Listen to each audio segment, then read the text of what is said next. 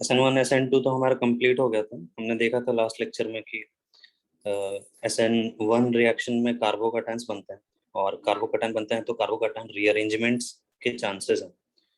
बताया था कि कभी भी अगर कार्बोकैटायन फॉर्म हो रहा है और अगर वो ज़्यादा स्टेबल हो सकता है रीअरेंज होकर, तो वो रीअरेंज हो जाएगा और ज़्यादा स्टेबल कार्बोकैटायन में कन्वर्ट हो जाएगा। तो बहुत सारे मैकेनिज्म लिखे थे हमने। ये सब तुम्हें घर पे भी लिखना था, एक बार होपफुली लिख लिया होगा। इससे ज़्यादा तो कैसे होप कर सकता है। तो तुम्हें ये सब एक बार दो बार घर पे लिखना है ताकि चीज़ें थोड़ी क्लियर हो। हम अब एलिमिनेशन रिएक्शंस पढ़ेंगे। तो एलिमिनेशन रिएक्शन में हम देखो, जैसे SN1 SN2 था, बहुत ही सिमिलर तरह का यहाँ पर E1 E2 भी है। ठीक है, E1 E2 जो है वो काफी सिमिलर है, लाइक SN1 SN2।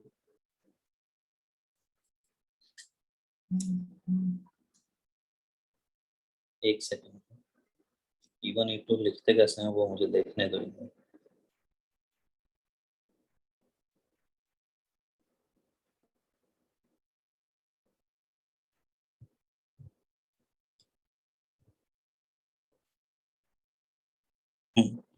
तो एलिमिनेशन रिएक्शन में हम E1 रिएक्शंस पढ़ेंगे, E2 रिएक्शंस पढ़ेंगे एंड E1 CV रिएक्शंस पढ़ेंगे।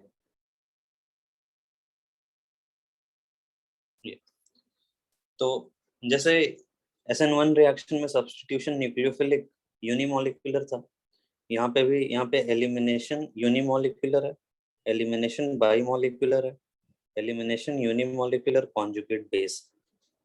तो इन तीन मैकेनिज्म के बारे में हमें पढ़ना है।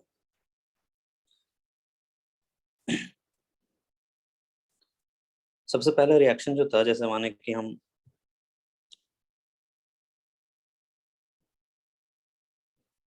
एलिमिनेशन रिएक्शन में, जैसे हमने ये रिएक्शन देखा था टर्ड ब्यूटाइल ब्रोमाइड का। तो टर्ड ब्यूटाइल ब्रोमाइड के साथ हम अगर OH माइनस की रिएक्शन कराते हैं, तो OH माइनस के रिएक्शन से दो पॉसिबल प्रोडक्ट्स, एक हमने OH माइनस के साथ एक प्रोडक्ट बनाया था जब हम SN1 रिएक्शन करवा रहे थे। याद है, हमने SN1 रिएक्शन के दौरान बोला था कि ऐसा OH बन जाएगा, Br अगर डिपार्ट होगा तो पॉजिटिव चार्ज आ जाएगा और उस पॉजिटिव चार्ज पे फिर OH माइनस अटैक करेगा तो ये OH अटैच हो जाएगा। लेकिन हमने साथ में ये भी बोला था कि ये जो रिएक्शन है, जैसे जब हमने SN1 रिएक्शन लिखवाया था तब हमने बोला था कि हम SN1 रिएक्शंस में कोई स्ट्रॉन्ग बेस यूज नहीं करना चाहते हैं। स्ट्रॉन्ग बेस अगर हम यूज करते हैं तो उससे साइड रिएक्शंस होने के चांसेस बढ़ जाते हैं। तो यहाँ पे भी यही बात है, OH माइनस, ये OH तो बन जाएगा बट ये मेजर प्रोडक्ट नहीं रहता है यहाँ। ये जो है ये एक माइनर प्रोडक्ट है। ठीक, OH माइनस एलिमिनेशन रिएक्शन के थ्रू E2 रिएक्शन करता है और E2 रिएक्शन से ये फॉर्म कर लेता है ऐसा डबल बॉन्ड। एलिमिनेशन रिएक्शन करेगा और एलिमिनेशन रिएक्शन से ऐसा डबल बॉन्ड फॉर्म कर लेगा। ये है मेजर प्रोडक्ट। अब ये अगर मेजर प्रोडक्ट है, मैकेनिज्म देखते हैं E2 रिएक्शन की। SN1 का मैकेनिज्म हमने देखा था।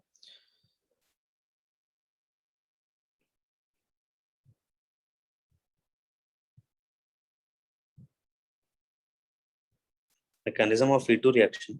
तो E2 रिएक्शन में होता क्या है, E2 रिएक्शन में ये जो Br है, अभी देखो OH माइनस जो हम ले रहे हैं, OH माइनस एक कॉन्सेंट्रेटेड बेस है, या OH माइनस एक स्ट्रॉन्ग बेस है, कॉन्सेंट्रेटेड नहीं। OH माइनस जो है वो एक स्ट्रॉन्ग बेस है। ठीक है, तो अगर कहीं हम स्ट्रॉन्ग बेस ले लें तो फिर वो इतना इंतजार नहीं करेगा। ये जो स्ट्रॉन्ग बेस होगा ये इतना इंतजार नहीं करेगा कि ये भाई साहब पहले बाहर निकले और ये कार्बोकैटायन बनाए, फिर ये अब आके OH माइनस अटैक करे। इतना वेट नहीं करेगा ये। OH माइनस इतना ज्यादा वेट नहीं करेगा। OH माइनस क्या करेगा, क्योंकि OH माइनस जो है वो एक स्ट्रॉन्ग बेस है। अगर स्ट्रॉन्ग बेस है तो वो इस हाइड्रोजन पे अटैक करेगा, क्योंकि being a base proton abstract करना चाहता है, इस हाइड्रोजन पे अटैक करेगा। ये हाइड्रोजन इन रिटर्न इधर डबल बॉन्ड बनाना शुरू करेगा और ये जो Br होगा, ये Br इधर से बाहर निकलना शुरू होगा। तो अल्टीमेटली ये जो रिएक्शन होगी, इस रिएक्शन से ऐसा डबल बॉन्ड फॉर्म हो जाएगा।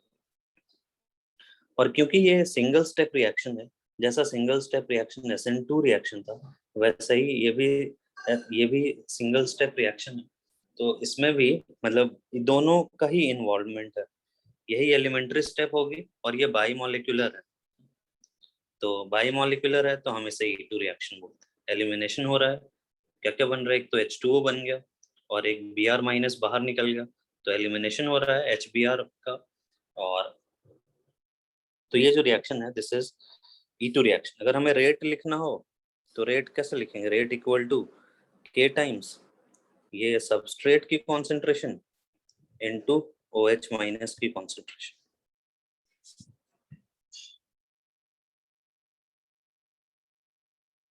ठीक है, एन E2 रिएक्शन।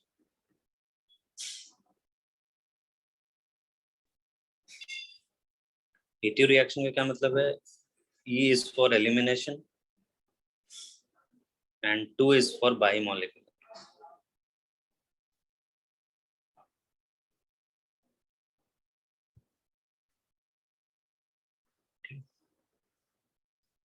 क्योंकि इस रिएक्शन से, मेरी आवाज आ रही है ना?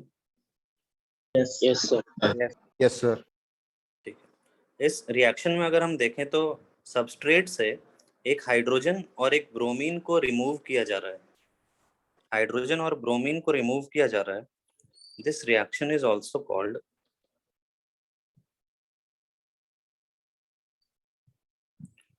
डिहाइड्रोब्रोमिनेशन। ठीक है, डिहाइड्रोब्रोमिनेशन मतलब हाइड्रोजन और ब्रोमीन यहाँ से निकाल दिया। दिस इज डिहाइड्रोब्रोमिनेशन और एलिमिनेशन और E2 रिएक्शन, कुछ भी बोलो।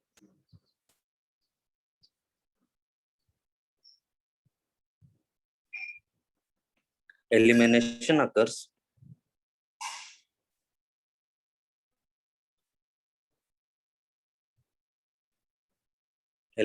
occurs कल इंडिया जीती हार गई? जीत गई। जीत गई सर। बुरी तरह रहा। बुरी तरह रहा है।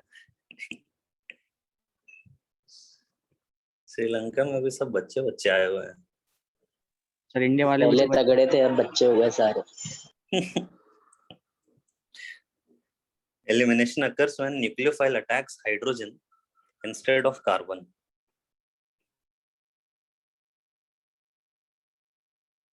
ठीक है, ये हमें ध्यान रखना कि अगर कार्बन पे अटैक करता है तब तो वो न्यूक्लियोफाइल की तरह बिहेव कर रहा है। न्यूक्लियोफाइल मतलब कि जैसे हमने SN1 SN2 रिएक्शंस, मतलब वो SN1 रिएक्शन कराएगा या तो SN2 रिएक्शन कराएगा।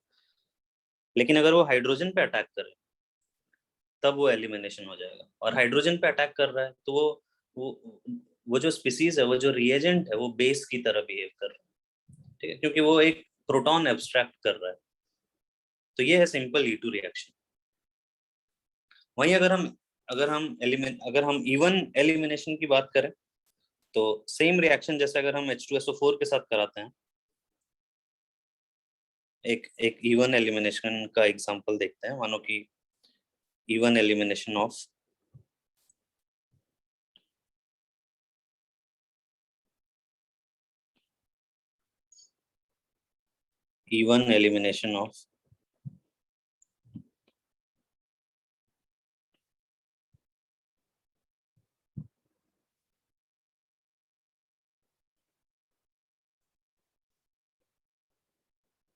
tertiary butyl alcohol. This is third butyl alcohol. Tertiary third butyl alcohol.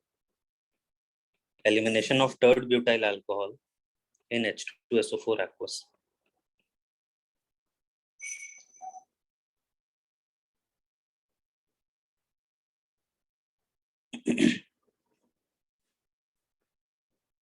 देखो, अब हम समझते हैं कि इवन एलिमिनेशन का क्या मतलब है, इवन एलिमिनेशन में क्या होता है। तो सबसे पहली बात कि इवन जो है, E one is very much similar to SN1 reaction. जैसे SN1 रिएक्शन में इंटरमीडिएट क्या बनता था? कार्बोकैटायन। सिमिलरली E1 रिएक्शन में भी उसी तरह से इंटरमीडिएट जो होगा वो कार्बोकैटायन बनेगा। हम देखते हैं। तो सबसे पहले टर्ड ब्यूटाइल अल्कोहल लिया। अभी अभी अपने पास H2SO4 है, ठीक है। अब ये H2SO4 देखो, तुम थोड़ा रिएक्शन के फ्लो को समझो। अभी हमें कुछ याद रखने की जरूरत नहीं है, हमें कुछ रटने की जरूरत नहीं है। हमें ये समझना है कि जो नेक्स्ट स्टेप हम लिखेंगे, what should that next step be about. तो नेक्स्ट स्टेप अगर हम देखें तो तुम सबसे पहले ऐसा सोचो कि तुम्हारे पास अवेलेबल क्या है। अपने पास अवेलेबल है ये एसिड H2SO4 H+। तो H2SO4 जो है वो H+ रिलीज करता है, H+। और ये जो H+ है ये क्या करेगा, ये इस अल्कोहल के साथ बाइंड हो जाएगा। जैसे हमने पहले रिएक्शंस पढ़े हैं, ये अल्कोहल के साथ बाइंड हो जाएगा, ठीक है। अगर ये इसके साथ बाइंड हो जाएगा तो ये बना लेगा OH2+। सबसे पहले ये अल्कोहल के साथ बाइंड हो गया, H2O+ बना लिया, और फिर ये डिपार्ट कर जाएगा। अभी कुछ है नहीं यहाँ पर, तो ये डिपार्ट करेगा तो ये बन जाएगा 3 डिग्री कार्बोकैटायन। कोई स्ट्रॉन्ग बेस प्रेजेंट नहीं है तो ये 3 डिग्री कार्बोकैटायन बन गया। अब ये जो 3 डिग्री कार्बोकैटायन बना है ये एक नेक्स्ट रिएक्शन, अब ये मतलब काफी एसिडिक हो गया। ये जो पॉजिटिव चार्ज है, ये पॉजिटिव चार्ज काफी ज्यादा इलेक्ट्रॉन विड्रॉइंग हो जाएगा, और अगर इलेक्ट्रॉन विड्रॉइंग हो जाएगा तो ये जो हाइड्रोजन है ये एक तरह से अब काफी एसिडिक हो जाएगा। तो ये हाइड्रोजन अब एब्स्ट्रैक्ट किया जा सकता है। तो ऑक्सीजन का लोन पेयर इस हाइड्रोजन पे अब अटैक करेगा और इधर डबल बॉन्ड फॉर्म हो जाएगा। तो इससे ये एलिमिनेशन प्रोडक्ट बन जाएगा इसका।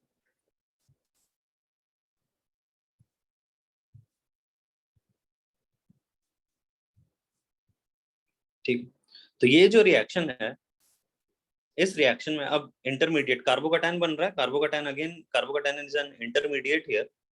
ये एक इंटरमीडिएट है क्योंकि ये रिएक्शन में हमने यूज नहीं किया था इंटरमीडिएट, ऐसे ये भी है, ये भी इंटरमीडिएट ही है क्योंकि ये भी रिएक्शन में नहीं लिया था। सबस्ट्रेट ये है, ये हमने सबस्ट्रेट लिया था और ये फाइनल प्रोडक्ट बना है।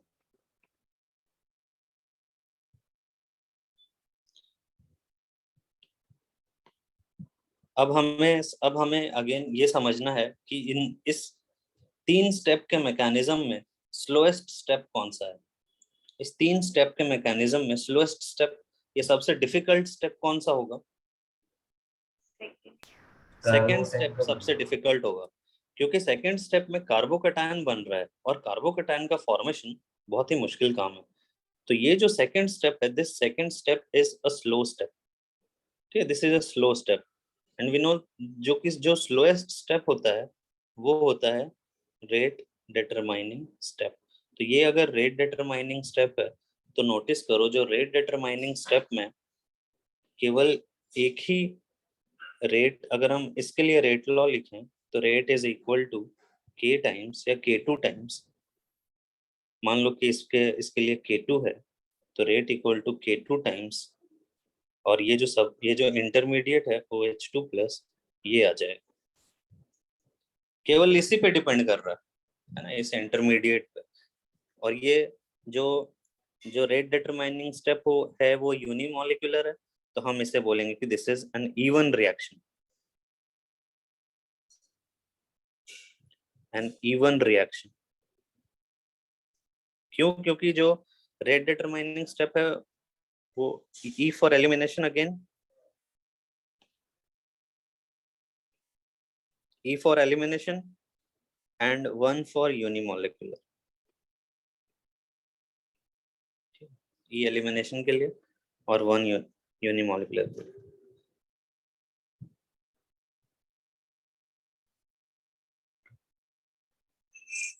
अच्छा, इस जैसे हमने पिछले वाले रिएक्शन को डिहाइड्रोब्रोमिनेशन बोला था क्योंकि उससे हाइड्रोजन और ब्रोमीन बाहर निकल रहा था।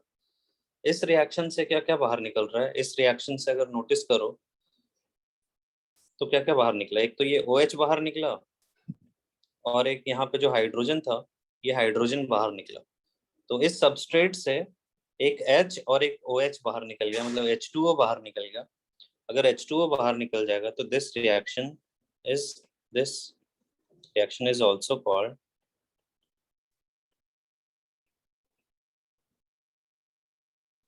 जब कुछ बाहर निकलेगा तो हम डी वर्ड यूज करेंगे, डी। जैसे पहले हमने डिहाइड्रो ब्रोमिनेशन लिखा था, लेकिन इस बार वाटर निकल रहा हाइड्रेट, तो डिहाइड्रेशन रिएक्शन,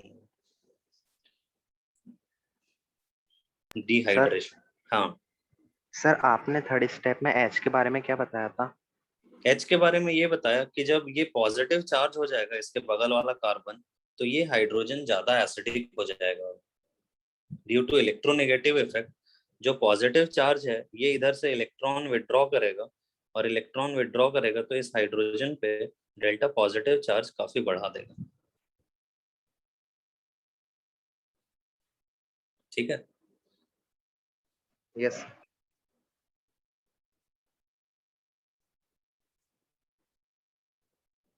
ठीक है।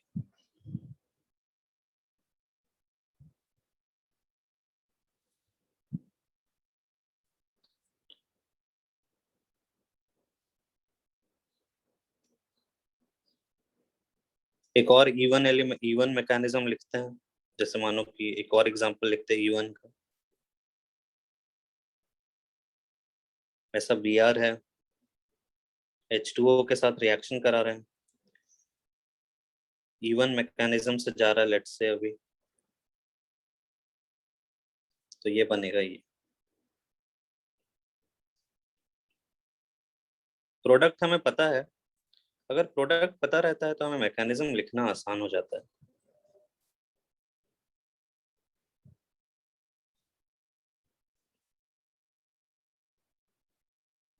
देखो अभी सबसे पहले हमें क्या कराना चाहिए, H2O तो Br के साथ कुछ रिएक्शन करेगा नहीं, H2O और Br के बीच में कोई रिएक्शन नहीं होगी। अभी यहाँ पे एक ही चीज हमें दिखाई दे रही है कि Br अगर बाहर निकले तो ये 3 डिग्री कार्बोकैटायन बन जाएगा। तो इस तरह से हम सोचेंगे तो 3 डिग्री कार्बोकैटायन बन गया। अभी दो काम यहाँ पे हो सकता है ना। हमने जैसे पहले पढ़ा था, दो काम हो सकता है यहाँ पे। अगर H2O दो तरह से अटैक कर सकता है, या तो H2O SN1 से अटैक कर सकता है। अगर SN1 से अटैक करेगा तो हमें पता है कि ये OH लग जाएगा यहाँ। बट हमें SN1 नहीं कराना, हमें बोला गया है कि इवन रिएक्शन करवाना है। तो अगर इवन रिएक्शन कराएगा तो H2O जो है ये हाइड्रोजन पे अटैक करेगा, इस हाइड्रोजन पे अटैक करेगा, डबल बॉन्ड इधर फॉर्म होगा और ये बन जाएगा ऐसा।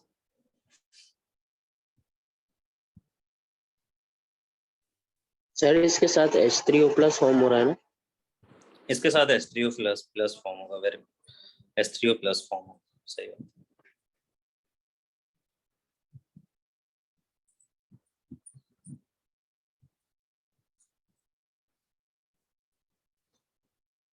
सर पर डबल बॉन्ड तो तब बनता है ना जब दो हाइड्रोजन की डेफिशिएंसी है, यहाँ तो एक ही हाइड्रोजन था। एक सेकंड मुझे सुनाई नहीं दे रहा, फिर से बोलो।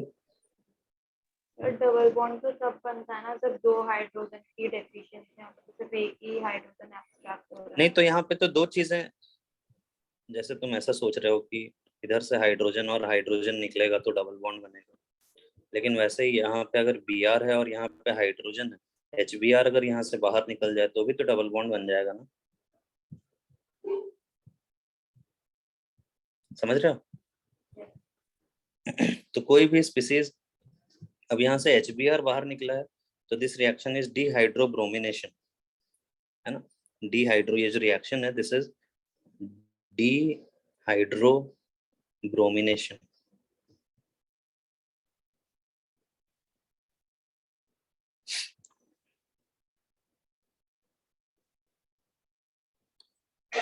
देखो अब हमारे लिए सिचुएशन थोड़ा डिफिकल्ट होने वाला है। क्यों डिफिकल्ट होने वाला है?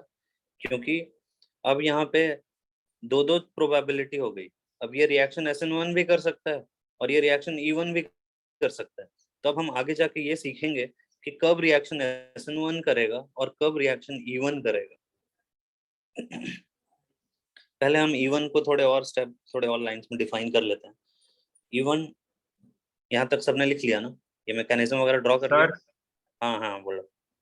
सर ज्यादा प्रोडक्ट किसमें फॉर्म होगा, SN1 में या E1 में? हाँ वही सब अभी हम आगे सीखेंगे, अभी तो हम बस लिख रहे हैं कि SN1 का मतलब क्या है, E1 का मतलब क्या है, अभी आगे धीरे धीरे सीखेंगे। ठीक है। E1 डिस्क्राइब्स, जैसे कि जब 50 ओवर का मैच रहता है तो हम पहले दूसरे ओवर में थोड़ी बताएंगे कि अब क्या होगा, 30-40 ओवर खेल लेंगे उसके बाद बता सकते हैं, ऐसे ही अभी तो हमने शुरू ही किया है। E1 describes an elimination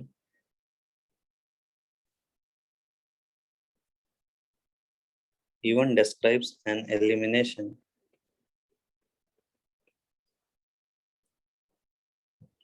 जिसे हम E से लिख रहे हैं, in which the rate determining step is unimolecular.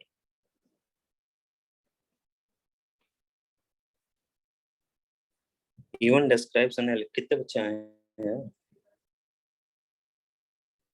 77। Yashveer Sharma को एंट्री नहीं दे रहे हो तुम? सर दे दिए, 3 आए थे, 2 को मिल गई, 1 की है ही। वो सर वो बार बार कट करके ज्वाइन करना है। अच्छा उसका इंटरनेट खराब होगा तो तुम्हें तो एंट्री देती रहनी पड़ेगी। E1 describes an elimination in which the rate determining step is unimolecular and does not involve base. Does not involve base. ठीक है। E1 रिएक्शन में जैसे अगर हम यहाँ पे रेट लिखें E1 रिएक्शन के लिए, रेट क्या आ जाएगा? K इंटू, और ये कार्बोकैटायन, सॉरी स्लोएस्ट स्टेप ये है तो K इंटू ये Br। तो जैसे हमने SN1 रिएक्शन में देखा था कि SN1 रिएक्शन में न्यूक्लियोफाइल इंपॉर्टेंट नहीं था, वैसे ही एलिमिनेशन रिएक्शन में E1 रिएक्शन में बेस इंपॉर्टेंट नहीं है। ये बात समझ में आ रही है? दोनों का मैकेनिज्म तो सेम ही है, SN1 से जाए या E1 से जाए, दोनों में ही उसमें न्यूक्लियोफाइल की जरूरत नहीं थी और इसमें बेस की जरूरत नहीं। मतलब तुम स्ट्रॉन्ग बेस लो या वीक बेस लो, उससे E1 को फर्क नहीं पड़ रहा है।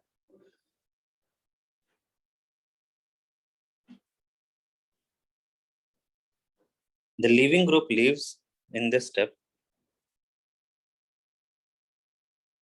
The leaving group leaves in this step. The leaving group leaves in this step and the proton is removed.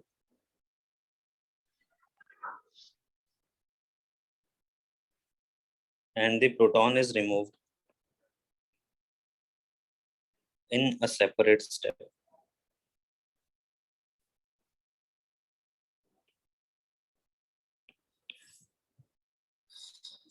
जैसे यहाँ पे फर्स्ट स्टेप में लिविंग ग्रुप मूव किया है और फिर सेकंड स्टेप में जाके ये प्रोटॉन एलिमिनेट हुआ।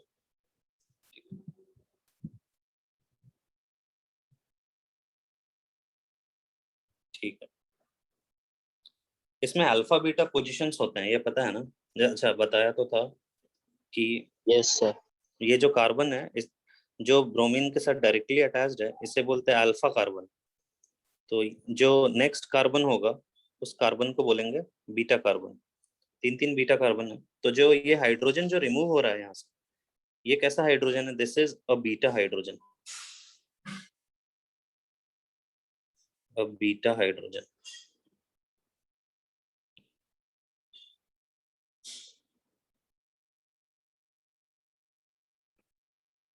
Beta hydrogen.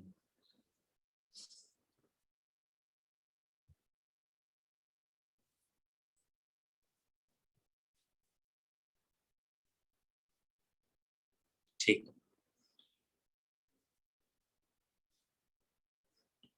तो क्या होगा, E1 describes elimination in which the rate determining step is unimolecular and does not involve base. The leaving group leaves in this step. Leaving group इस step में leave करेगा and the proton is removed in a separate step. ठीक है. Base is unimportant. थोड़ा ऊपर कर दो. Base की ज्यादा जरूरत नहीं है. Base is unimportant.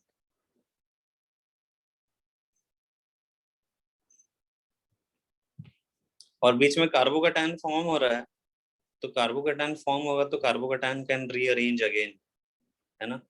जैसे हमने पहले देखा था SN1 रिएक्शंस में, SN1 रिएक्शन में अगर कार्बोकैटायन बनती है तो वो रीअरेंज हो जाएगा. सिमिलरली यहाँ पे. अच्छा, कल मेरी डिस्कशन क्लास है 4:30 बजे, तो कल मैं वो शीट डिस्कस करूंगा जो SN1 SN2 वाली भेजी थी, तो उसको जरूर से खत्म कर लेना, अच्छे से कहीं लिख के सॉल्व कर लेना, तो उससे हम कल डिस्कस कर लेंगे.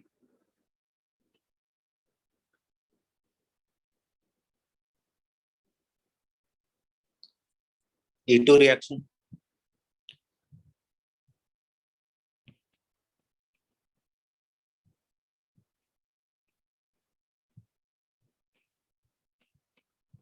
E2 describes an elimination in which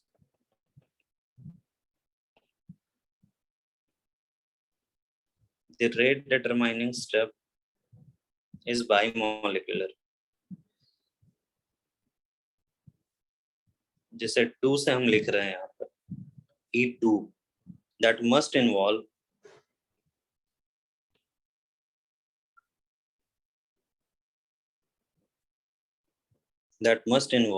the base. That must involve the base.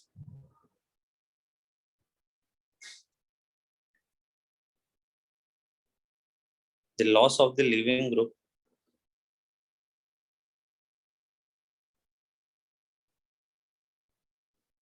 is simultaneous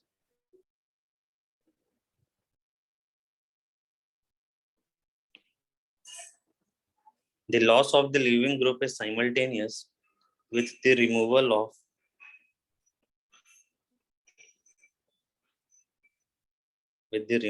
of the proton by the base.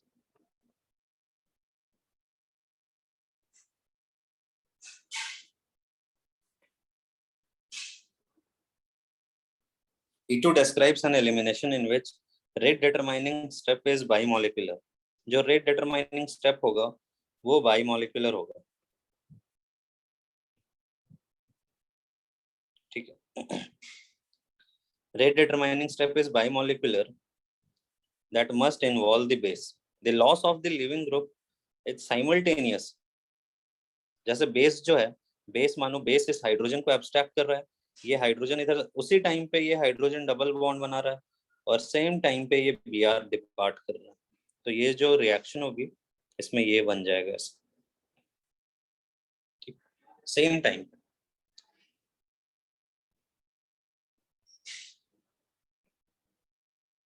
E1 and E2 are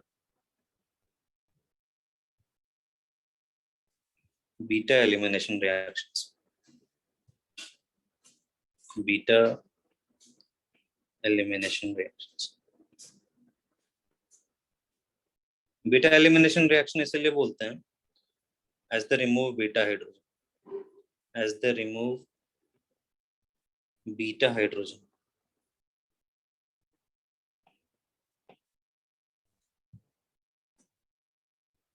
Br जिस कार्बन से अटैच्ड है ये अल्फा और इसके नेक्स्ट वाला है बीटा, तो ये बीटा हाइड्रोजन है, तो बीटा हाइड्रोजन को रिमूव करते हैं तो हम बीटा एलिमिनेशन रिएक्शन भी बोलते हैं.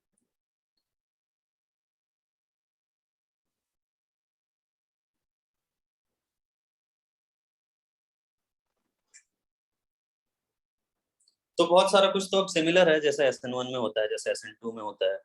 SN2 में जैसे सिंगल स्टेप रिएक्शन है वैसे ही E2 में सिंगल स्टेप रिएक्शन है. SN1 में जैसे कार्बोकैटायन बनता है वैसे E1 में कार्बोकैटायन बनता है. SN1 में जैसे रीअरेंज हो सकता है वैसे E1 में रीअरेंज हो सकता है. तो बहुत सारी चीजें सिमिलर हैं. देखते हैं कब कब एलिमिनेशन होगी। हाँ बोलो। सर E2 के लिए हमेशा बेस की जरूरत होगी।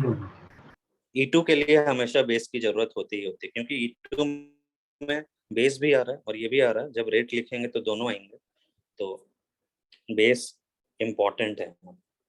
हाँ, जितना स्ट्रॉन्ग बेस होगा उतना ही फास्ट रिएक्शन हो पाएगा। ठीक है। Okay sir.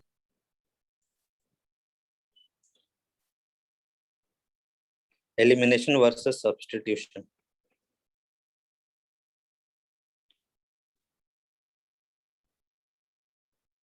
Elimination versus substitution.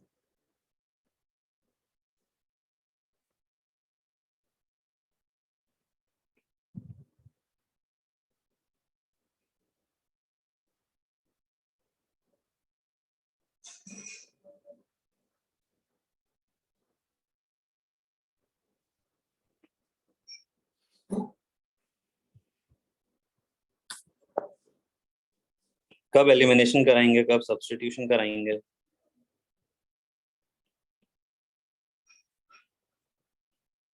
Nucleophiles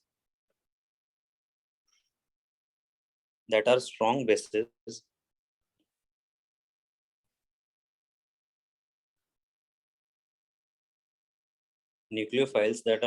bases favors elimination over substitution.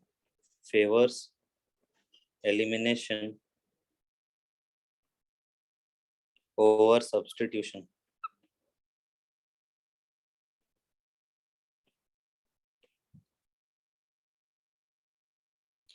Nucleophiles that are strong bases favors elimination over substitution. सही बात है।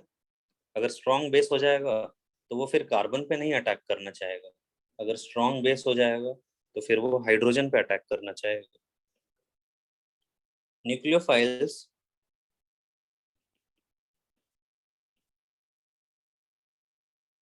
or bases that are bulky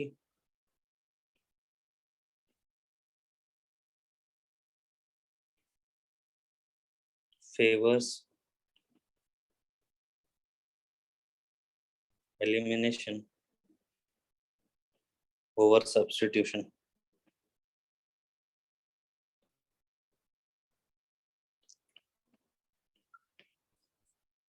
याद है ना कि जब बल्की हो जाता है न्यूक्लियोफाइल तो फिर उसकी न्यूक्लियोफिलिसिटी डिक्रीज हो जाती है। जैसे हमने देखा था टर्ड ब्यूटॉक्साइड के केस में। टर्ड ब्यूटॉक्साइड जो था that was a good base, but that was not a good nucleophile. एक बार जब हमने न्यूक्लियोफिलिक स्ट्रेंथ को कंपेयर किया था न्यूक्लियोफाइल के स्ट्रेंथ को, तब हमने वहां पे देखा था।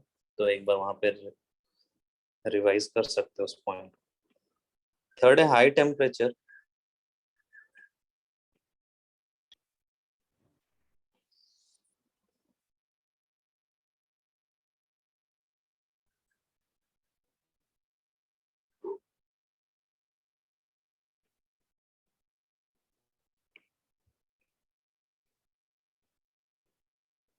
High temperature favors elimination over substitution.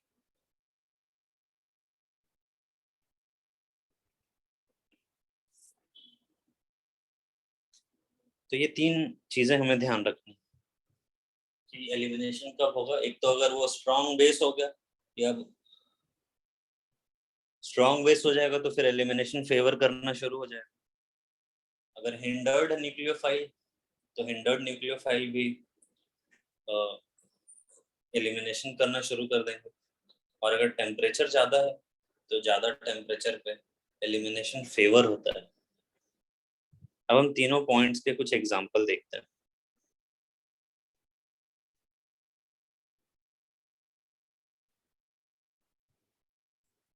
जैसे कि फर्स्ट पॉइंट का एग्जांपल देखते हैं।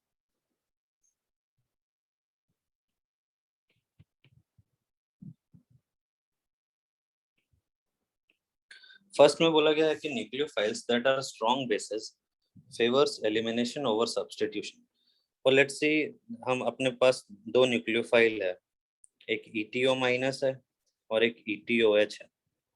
ठीक है, सेम तरह का न्यूक्लियोफाइल लिया हमने। ETO माइनस और ETOH, इन दोनों में से बेटर न्यूक्लियोफाइल कौन है? ETO minus. ETO minus. ETO minus. ETO minus. देखा था हमने कि जिस पे चार्ज ज्यादा रहता है वो बेटर न्यूक्लियोफाइल रहता है, तो ये न्यूक्लियोफाइल है ज्यादा बेटर। न्यूक्लियोफाइल के साथ साथ ETO माइनस जो है, ETO minus this is also a good base, ये this is also a strong base. ठीक है, ETO माइनस जो है वो स्ट्रॉन्ग बेस है। इवन अगर हम जैसे OH माइनस और ETO माइनस में कंपेयर करें तो OH माइनस और ETO माइनस में ETO माइनस जो होगा वो एक स्ट्रॉन्गर बेस होगा। क्यों क्यों क्योंकि ETO माइनस में इधर से इलेक्ट्रॉन और पुश मिल रहा है, due to inductive effect electron push मिल रहा है, तो नेगेटिव चार्ज की डेंसिटी और बढ़ गई है। नेगेटिव चार्ज की डेंसिटी अगर बढ़ जाएगी तो वो ज्यादा स्ट्रॉन्ग बेस हो जाएगा। ठीक है, यहाँ पे तो देखना बहुत आसान है, इस पे चार्ज ETO माइनस, इस पे चार्ज ही नहीं है। अब इन दोनों का रिएक्शन देखते हैं। जैसे मानो कि एक हम रिएक्शन देखते हैं Br का ETOH के साथ। ठीक, ETOH के साथ अगर हम रिएक्शन देखें तो Br क्या करेगा? सबसे पहले हम इधर मैकेनिज्म लिख रहे हैं यहीं पे, तो Br सबसे पहले डिपार्ट होगा, सॉरी Br सबसे पहले डिपार्ट होगा, पॉजिटिव चार्ज बनेगा, फिर इस पॉजिटिव चार्ज पे ETOH अटैक करेगा, तो ये बन जाएगा OETH+, और फिर ये H बाहर निकलेगा यहाँ से, तो ये OET बन जाएगा, माइनस ऑफ H+ हो जाएगा, मतलब एक H+ बाहर निकलेगा तो ये OET बन जाएगा।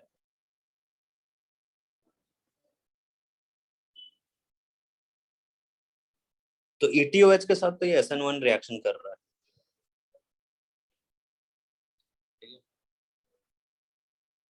लेकिन अगर हम ETOH की जगह पे ETO माइनस ले लें, अगर हम ETOH की जगह पे ETO माइनस ले लें, तो अब समझो इस बात को कि ETO माइनस जो है वो एक अच्छा बेस है, ठीक है, स्ट्रॉन्ग बेस है। तो ETO माइनस अब इंतजार नहीं करेगा कि Br बाहर जाएगा और ये कार्बोकैटायन बनाएगा और फिर हम अटैक करेंगे, ऐसा वेट नहीं करेगा। मतलब ये ऐसी बात है कि एक आदमी है और शेर, शेर कैसा रहता है? जैसा भी रहता है शेर, तो शेर इंतजार नहीं करेगा कि ये इसको पहले भागने देते हैं उसके बाद देखेंगे क्या करना है। ये बात समझ रहे हो? ये डायरेक्ट खा जाए, बहुत आसान। वैसे ही अभी ETO माइनस क्या है? ETO minus is a very strong base. ये इंतजार नहीं करेगा कि ये Br पहले डिपार्ट करेगा और वेट कर रहे हैं हम फिर अटैक करेंगे, नहीं। ETO माइनस क्या करेगा? ETO माइनस एक ही स्टेप में इस पे अटैक करेगा, जैसे मैकेनिज्म लिखते हैं,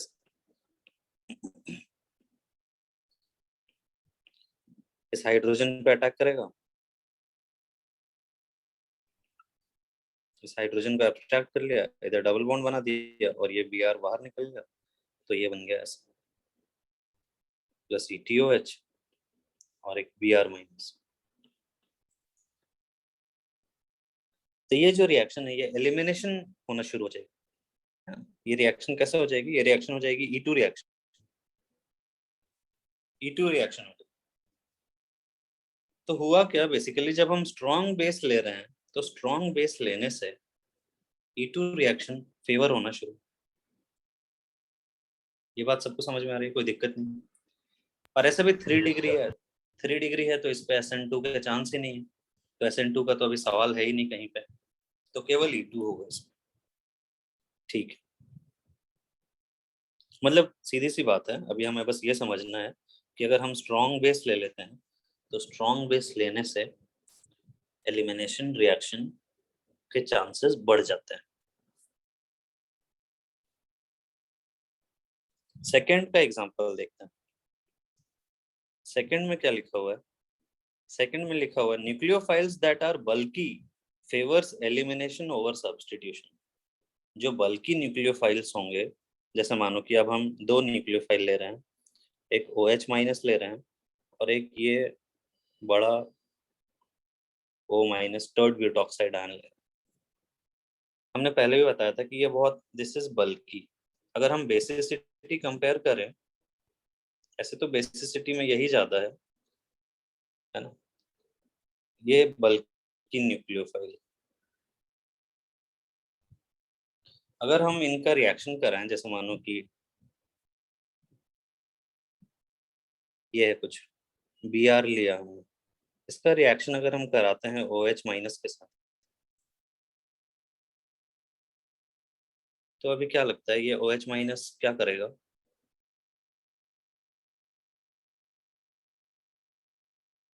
OH माइनस अच्छा बेस, मेरी आवाज आ रही है ना? Yes sir. Yes sir.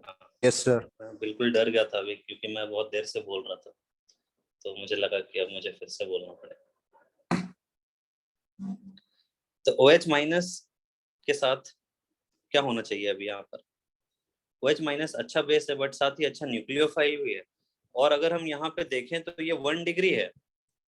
1 degree के ऊपर तो बहुत ज्यादा हिंड्रेंस रहता नहीं है, और अगर हिंड्रेंस नहीं रहता है तो ये OH माइनस इसके साथ SN2 रिएक्शन करेगी, और SN2 रिएक्शन से ये बन जाएगा ऐसा OH। सही बात है भाई, SN2 reaction. Mechanism, Lallu mechanism अब तो लिखना आ जाना चाहिए बिल्कुल। Br है, OH माइनस इस पे अटैक करेगा, ये Br डिपार्ट कर जाएगा, तो ये बन जाएगा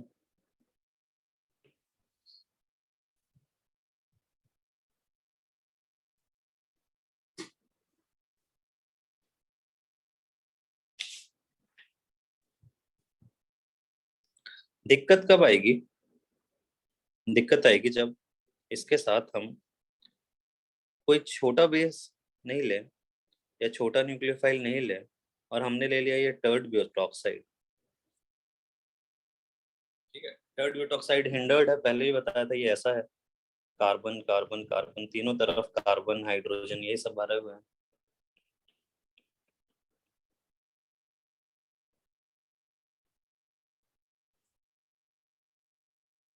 तो हिंडर्ड बेस है या बल्की बेस है, तो ये क्या करेगा?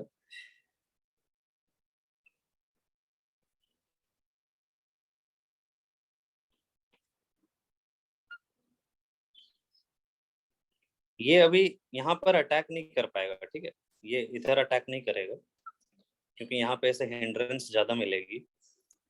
ये इस हाइड्रोजन को रिमूव कर लेगा, क्योंकि ये जो हाइड्रोजन है ये टर्मिनल पोजीशन पे है।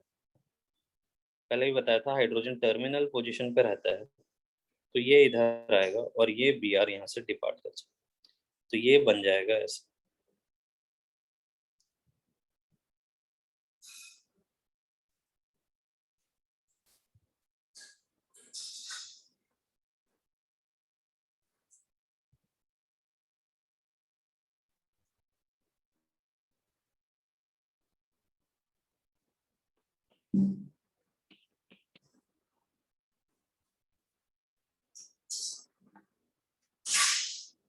ठीक है, तो हुआ क्या हुआ ये कि जब बल्कि बेस ले रहे हैं, तो बल्कि बेस लेने से एलिमिनेशन फेवर होना शुरू हो गया।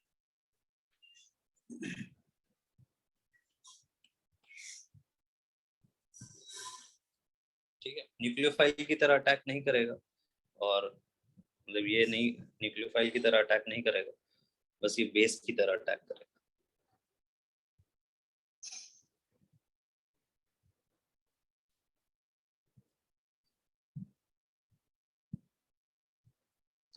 थर्ड पॉइंट है temperature.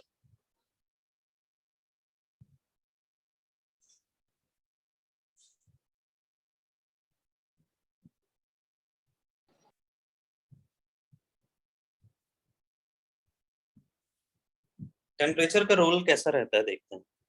Temperature has an important role to play. ये सब ड्रॉ कर लिया सब लोग।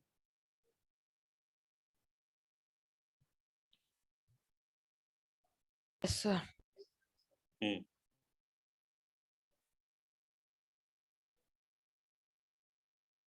अब सर लिख लेते हैं थोड़ा।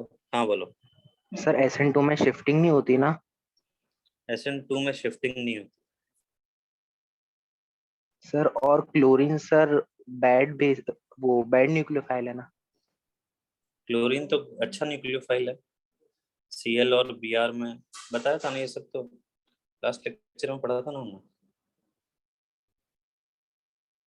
सर वो लास्ट एक जगह SN1 रिएक्शन में क्लोरीन अटैच नहीं होता ना, इसलिए। कहाँ पर?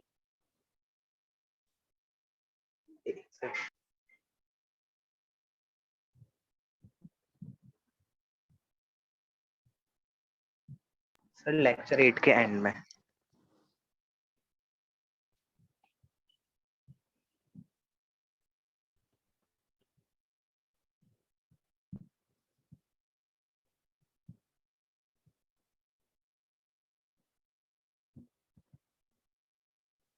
क्या था इसमें? सर इससे बस थोड़ा सा ऊपर उधर क्लोरीन अटैच नहीं हुआ था। ये यस सर। तो ये लिविंग ग्रुप थोड़ी था। Cl माइनस हमने बोला था कि ये उतना अच्छा न्यूक्लियोफाइल नहीं है जितना Br माइनस है, और मैंने ये बोला था कि ये तुम्हें याद रखना पड़ेगा ये रिएक्शन। ये तुम्हें याद रखने वाली चीज थी ये।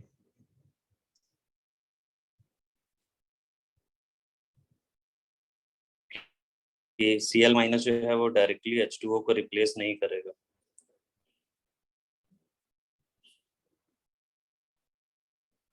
Temperature has an important role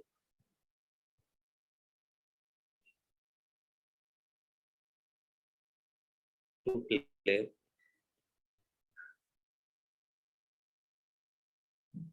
in deciding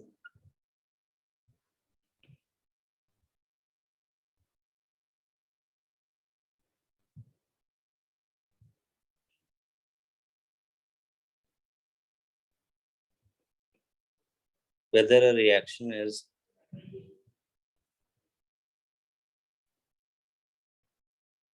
substitution or elimination. Temperature has an important role to play in deciding whether a reaction is substitution or elimination. In an elimination,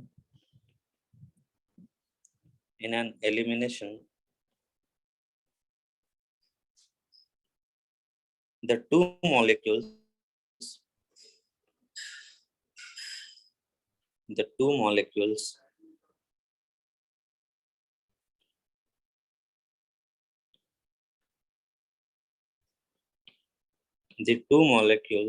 become three. The two molecules become three. In a substitution,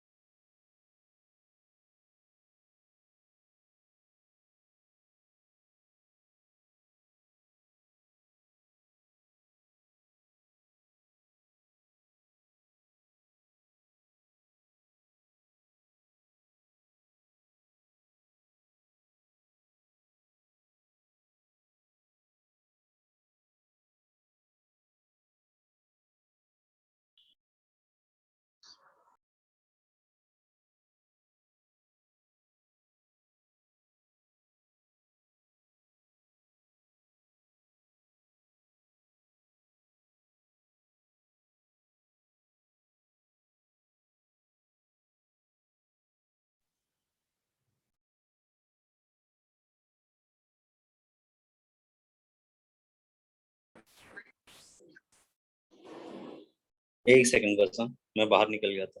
तो कितनी देर से बाहर निकला था?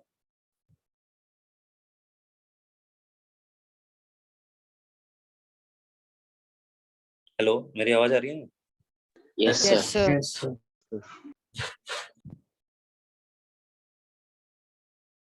मैं यार पूरी मेहनत से इधर कुछ कुछ बोल रहा हूँ और कोई सुन ही नहीं रहा। कहाँ तक सुन लिया था? ये लिख लिया था ना? सर टेम्परेचर लिख लिया। तो हमने ये लिखा इसमें कि सब्स्टिट्यूशन में दो two molecules screen react. Share नहीं, क्या? स्क्रीन शेयर नहीं। स्क्रीन शेयर तो किया अभी।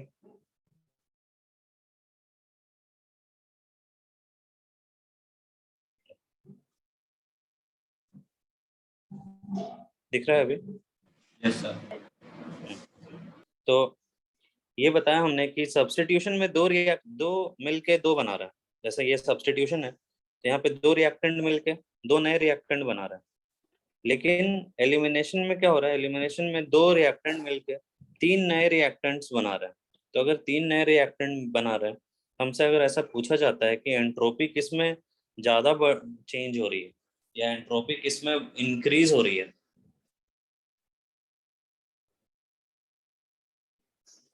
बताओ। सेकंड। एलिमिनेशन में। एलिमिनेशन में एंट्रोपी चेंज ज्यादा है। मतलब एलिमिनेशन में, या ऐसा समझो कि एलिमिनेशन में जो एंट्रोपी है वो इंक्रीज हो रही है। ऐसा लिख सकते हैं, ये सब्स्टिट्यूशन है, ये है डेल्टा एस अगर सब्स्टिट्यूशन है मानो, और इसे लिखते हैं डेल्टा एस एलिमिनेशन। एलिमिनेशन तो डेल्टा एस एलिमिनेशन जो होगा that would be greater than delta S substitution.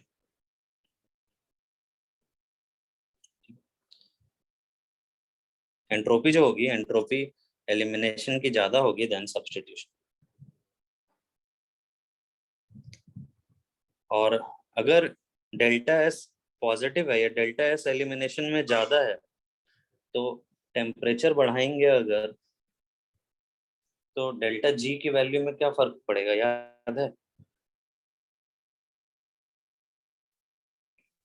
Delta S positive है, डेल्टा एस पॉजिटिव है, टेम्परेचर बढ़ाएंगे अगर तो डेल्टा जी मोर नेगेटिव हो जाएगा। Yes sir.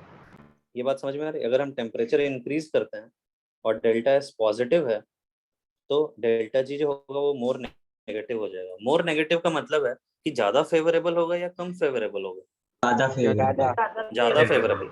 मतलब कि अगर हम टेम्परेचर बढ़ाते हैं तो क्योंकि एलिमिनेशन में एंट्रोपी चेंज पॉजिटिव है या ज्यादा है तो वो ज्यादा फेवर होना शुरू हो जाएगी। मतलब टेम्परेचर इंक्रीज करने पे एलिमिनेशन रिएक्शंस ज्यादा फेवर होती है।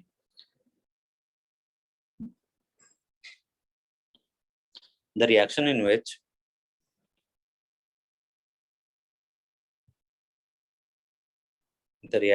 which delta S is positive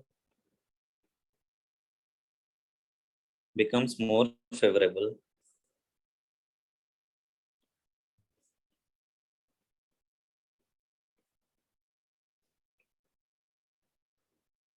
at higher temperature.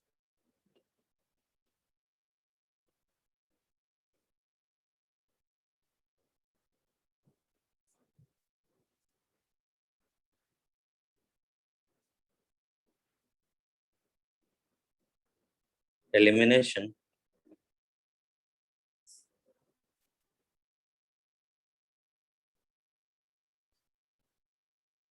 should therefore be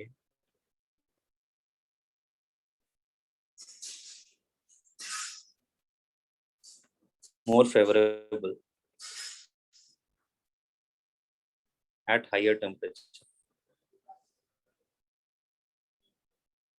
At higher temperature, and this is indeed the case. And this is indeed the case.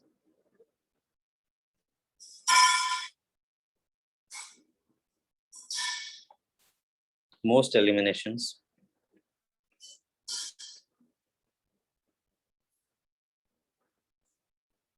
you will see are conducted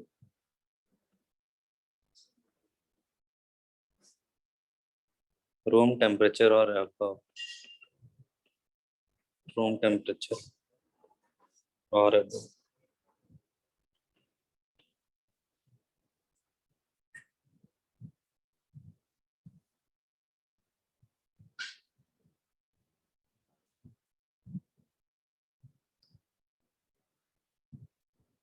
ठीक,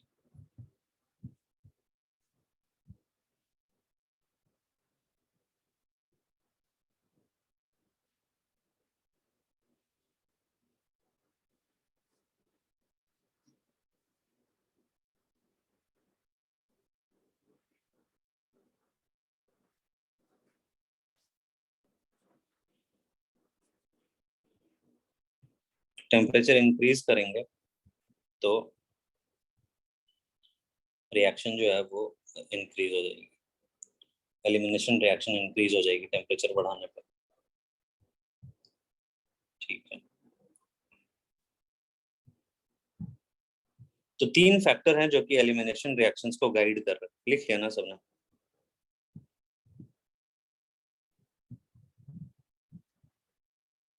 क्या क्या है 3 factor? सबसे पहले तो strong base रहेगा तो elimination better होगा। अगर बल्की बेस है या बल्की न्यूक्लियोफाइल है तो वो एलिमिनेशन ज्यादा करेगा।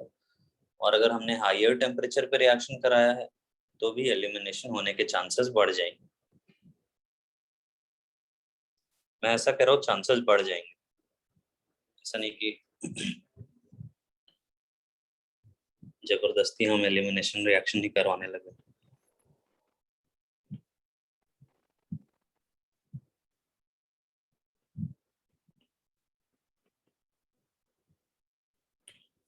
E2 रिएक्शन की डिटेल्स पे आते हैं। जैसे SN2 की डिटेल्स पढ़ी थी हमने, वैसे ही हमें E2 रिएक्शन की डिटेल्स पढ़ेंगे। जैसे ऐसा है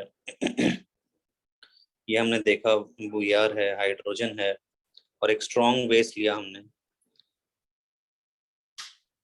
तो ये स्ट्रॉन्ग बेस क्या करता है? ये स्ट्रॉन्ग बेस इस हाइड्रोजन पे अटैक करता है, बीटा हाइड्रोजन पे। जैसे जैसे हाइड्रोजन को एब्स्ट्रैक्ट करना शुरू करेगा वैसे वैसे यहाँ पे पाई बॉन्ड बनना शुरू हो जाएगा। और जैसे जैसे यहाँ पे पाई बॉन्ड बनना शुरू होगा वैसे वैसे ये Br निकलना यहाँ से शुरू हो जाएगा।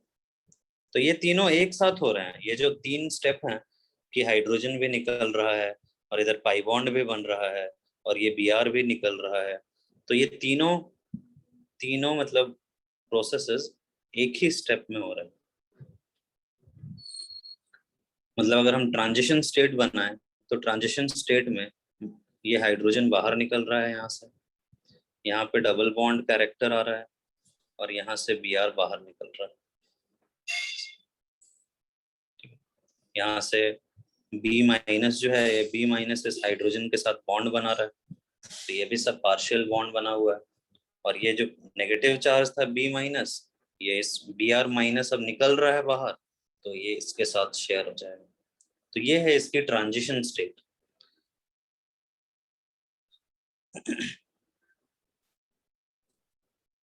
ठीक है, जहां पे ये पूरा इलेक्ट्रॉन का डिस्ट्रीब्यूशन हो गया। सर थोड़ा ऊपर स्क्रॉल करना है एक बार। तो जैसे जैसे हाइड्रोजन डिपार्ट कर रहा है वैसे वैसे पाई बॉन्ड बन रहा है, वैसे वैसे Br- निकल रहा है। तो ये ट्रांजिशन स्टेट।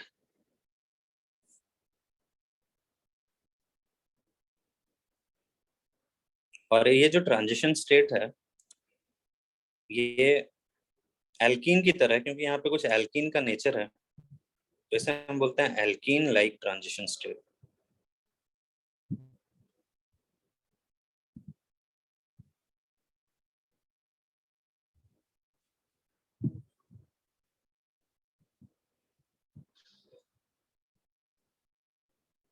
फाइनली क्या होगा? फाइनली ये डबल बॉन्ड बन जाएगा और बेस जो है वो हाइड्रोजन को ले गया और Br- बाहर निकल गया। तो ये फाइनल ऐसा प्रोडक्ट बन गया।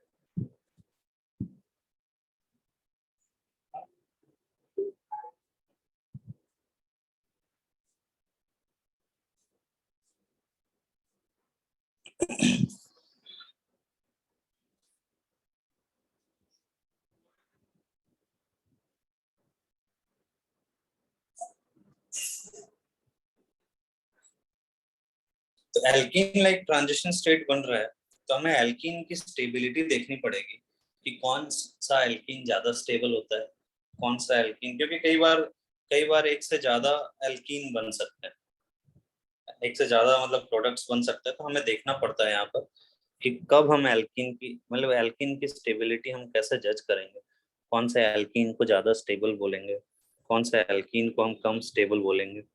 तो उस चीज पे आते हैं हम ये जज करना सीखते हैं कि हम एल्कीन की स्टेबिलिटी को कैसे देखते हैं। सिंपल वे हमने 11th क्लास में सीखा था, जैसे हमने जेटसेव रूल बोला था, या जेटसेव रूल याद है?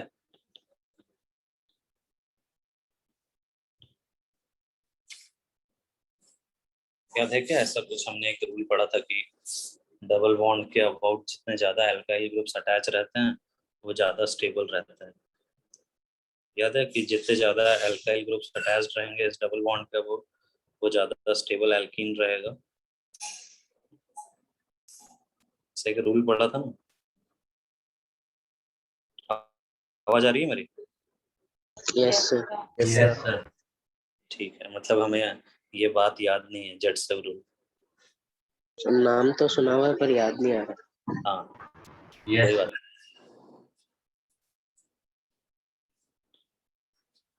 तो हम एक बार फिर से जेटसेव रूल पढ़ते हैं।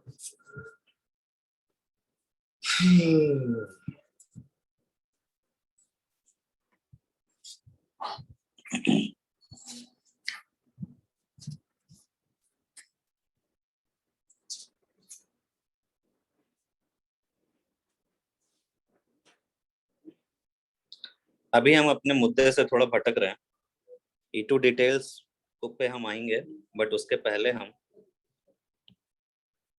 पढ़ रहे हैं relative stability of alkanes.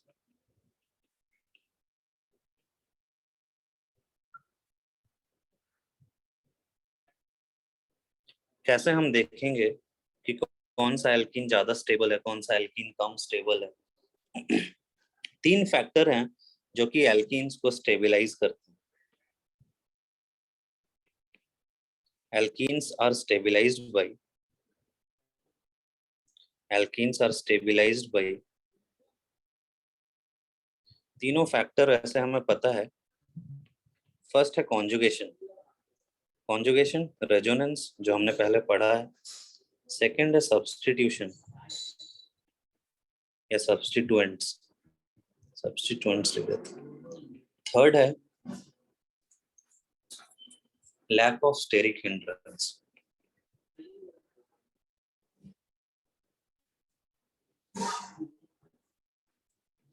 Lack of steric hindrance.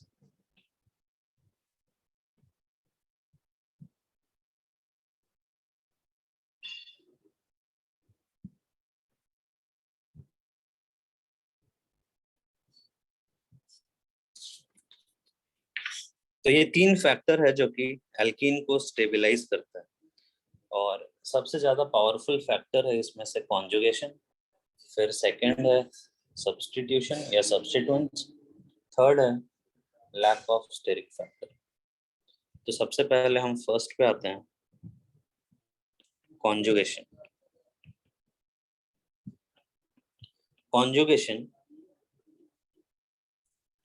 Conjugation याद है ना, मतलब resonance. Anything that can conjugate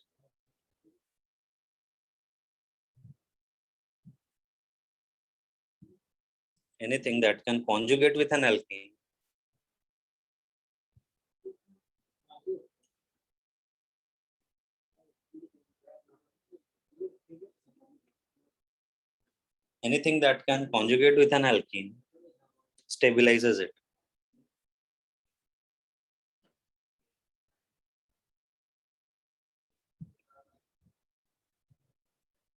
example carbonyl groups,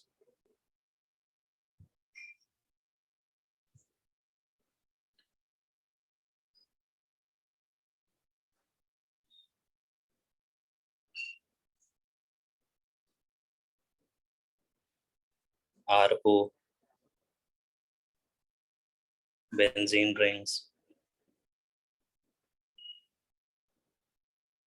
CN nitriles मतलब RNH और another alkene.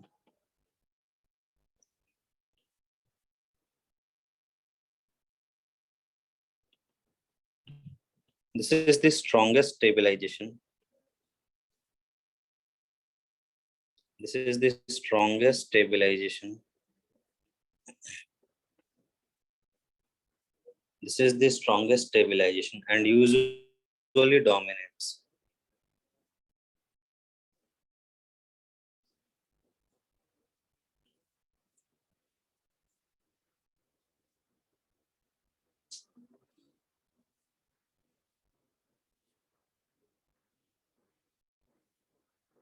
ठीक है, तो एल्कीन जैसे मानो कि ऐसा है, डबल बॉन्ड हो, कार्बोनिल ग्रुप है इसके बगल में, है ना, carbonyl group C double bond हो है।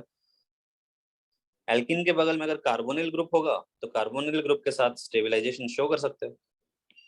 रेजोनेंस पड़ा हुआ है ही, ये डबल बॉन्ड इधर जाएगा, ये डबल बॉन्ड इधर आएगा, तो एक और रेजोनेटिंग स्ट्रक्चर बना सकते हैं जिसमें ये O- आ जाएगा और इधर पॉजिटिव चार्ज आ जाएगा। तो ये जो एल्कीन है, दिस एल्कीन, अब ये जो एल्कीन है ये स्टेबलाइज हो गया इसका,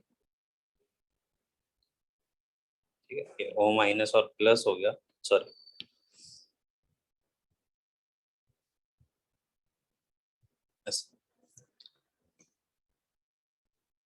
तो कहीं भी अगर कॉन्जुगेशन मिलेगा हमें एल्कीन के साथ, अगर कॉन्जुगेशन है, सिमिलरली ऐसा है डबल बॉन्ड के साथ CN है अगर, तो CN भी स्टेबलाइज करेगा सेम तरह से।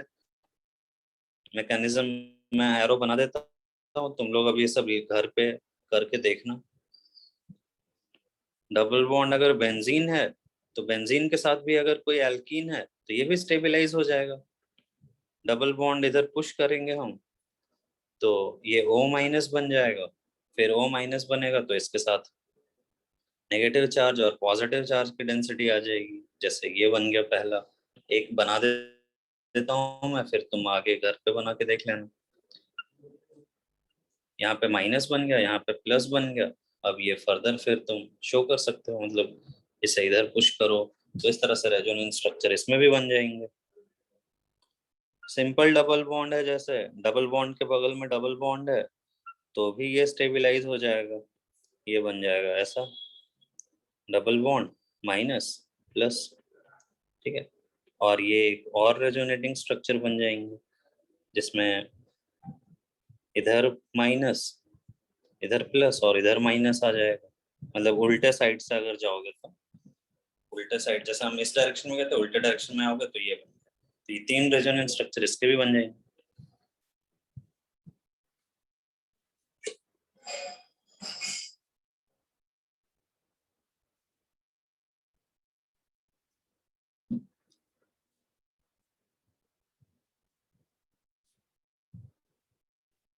तो कॉन्जुगेशन से सीधी बात है कि अगर कहीं पे कॉन्जुगेशन हो रहा है, रेजोनेंस हो रहा है, तो एल्कीन स्टेबलाइज होगी।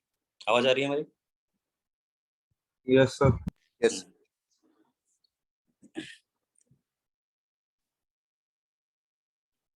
इन तीनों में तो ये भी बता सकते, जैसे कई बार तुमसे ये भी पूछा जा सकता है कि A है, B है, C है, इन तीनों में से सबसे ज्यादा स्टेबल कौन है? तो A सबसे ज्यादा स्टेबल है, B और C तो बराबर स्टेबल है। कॉन्जुगेशन जो केमिकल बॉन्डिंग में हमने पढ़ा है, रेजोनेंस, या रेजोनेंस के लिए तो तुम्हें मैंने पहले ही बताया कि तुम्हें वो जो हमने रेजोनेंस पढ़ाया था उससे आप रिवाइज करो, जो असाइनमेंट दिया था उसे सॉल्व करो तो रेजोनेंस खुद ही आ जाएगा।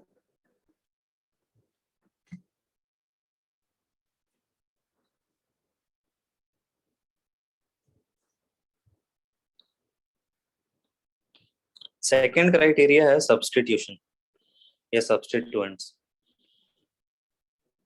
ठीक है, सब्स्टिट्यूशन अगर सब्स्टिट्यूएंट्स अटैच्ड हैं उस पे।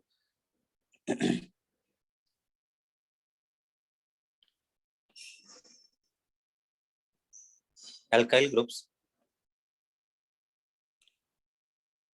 stabilize alkenes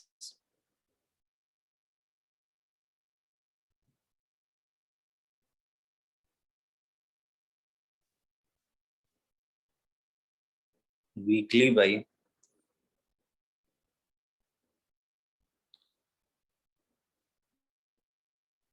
hyperconjugation।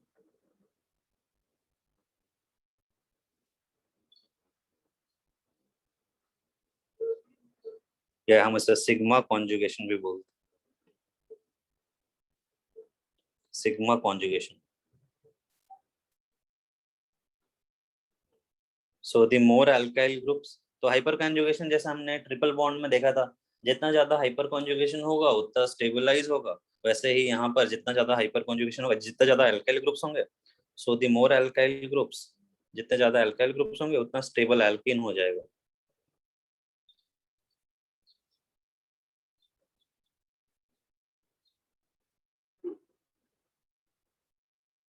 alkyl groups the better, so the more alkyl groups the better, but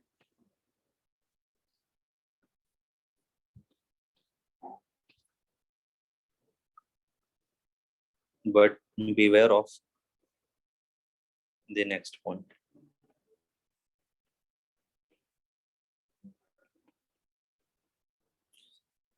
ऐसे तो जितना ज्यादा अल्काइल ग्रुप होगा उतना ही ज्यादा स्टेबल हो जाएगा,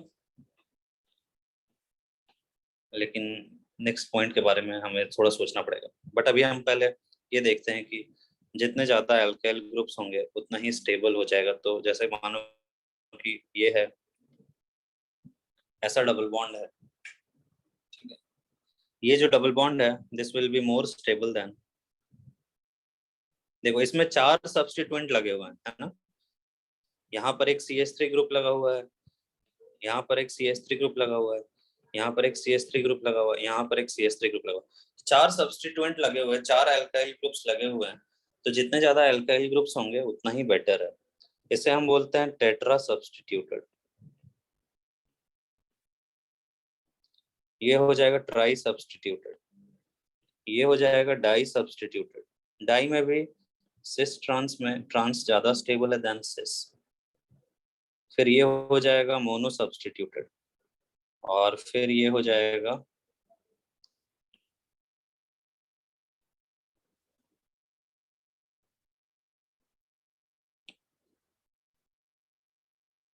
सिंपली डबल बॉन्ड।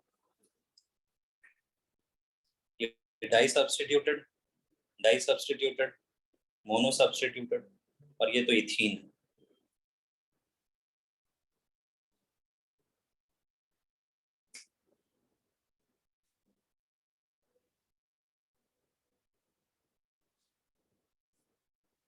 रीजन क्या है? रीजन है हाइपर कॉन्जुगेशन।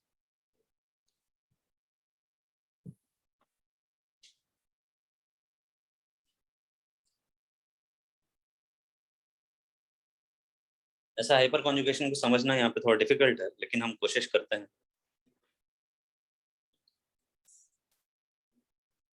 जैसे हम टेट्रा सब्स्टिट्यूटेड एल्कीन लें अगर,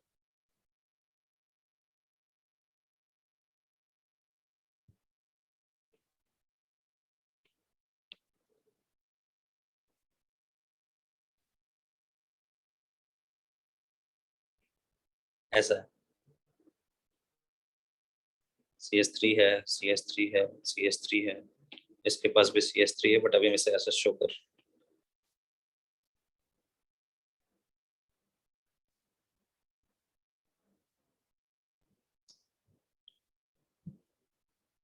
इस कार्बन की हाइब्रिडाइजेशन क्या है?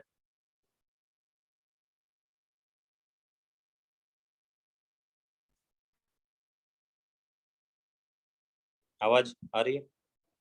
Yes sir. इस कार्बन की हाइब्रिडाइजेशन क्या है? प्लीज बता दो। sp2 sp2। sp2 है तो ये प्लेनर है, और एक p ऑर्बिटल है जो कि इधर पाई बॉन्ड बना रहा है, ठीक है। p ऑर्बिटल यहाँ पे पाई बॉन्ड बना रहा है, जैसे sp2 है अगर,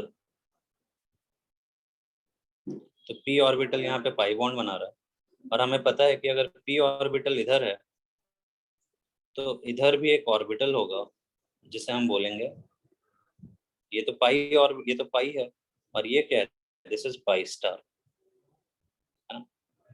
पाई स्टार ऐसे ही बनता है, दो p ऑर्बिटल जब इंटरैक्ट करते हैं तो दो नए ऑर्बिटल्स बनते हैं, एक होता है पाई और एक होता है पाई स्टार, याद है। Yes sir. तो एक पाई है, पाई तो बीच में यहाँ पर ये जो ऑर्बिटल है ये तो पाई है ही, दिस इज पाई, और जो दूसरा ऑर्बिटल होगा इधर ये है पाई स्टार, इधर जो ऑर्बिटल है ये है पाई स्टार। तो अब इस पाई स्टार ऑर्बिटल में ये जो पाई स्टार ऑर्बिटल है ये थोड़ा इस सिग्मा के साथ अलाइन हो जाता है, ठीक है, बहुत तो नहीं, स्लाइट पैरेलल आ जाता है। तो अगर स्लाइट पैरेलल आ जाएगा इसके साथ तो इन दोनों के बीच में इंटरेक्शन हो जाएगी, और इन दोनों के बीच में इंटरेक्शन होगी तो वैसा ही इसमें कैसा, इसमें सिग्मा से पाई स्टार में सम इलेक्ट्रॉन डेंसिटी ट्रांसफर हो जाएगी।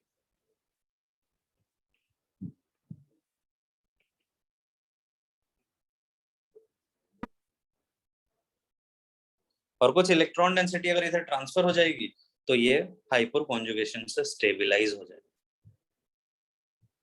जैसे समझो इसे, हम इसे सिंपल कॉन्जु, ये पहले बना लो, पहले इसे हम फिर एक्सप्लेन करते हैं। सिंपल कॉन्जुगेशन से समझने की ट्राई करते हैं।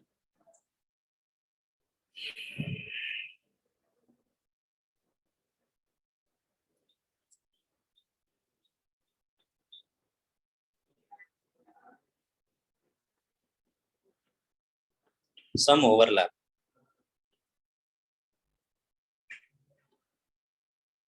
सिग्मा और सिग्मा और पाई स्टार के बीच में कुछ ओवरलैप हो रहा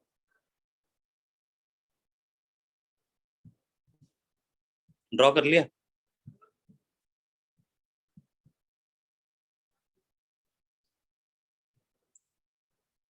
गरीब बच्चों,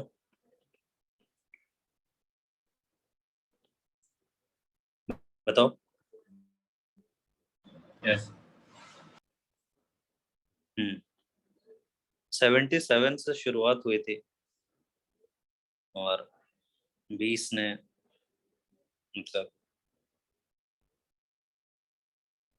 नहीं पढ़ पाए।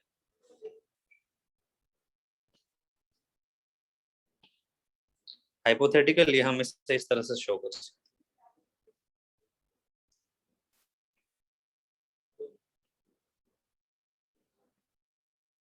ये हाइड्रोजन इधर डोनेट करेगा, तो जैसे रेजोनेंस में शो करता है रेजोनेटिंग स्ट्रक्चर्स, उसी तरह से हम इसे ऐसा शो कर सकते। CH2 है, एक H प्लस है यहाँ पे, और CH3 और यहाँ पे नेगेटिव चार्ज, ठीक है।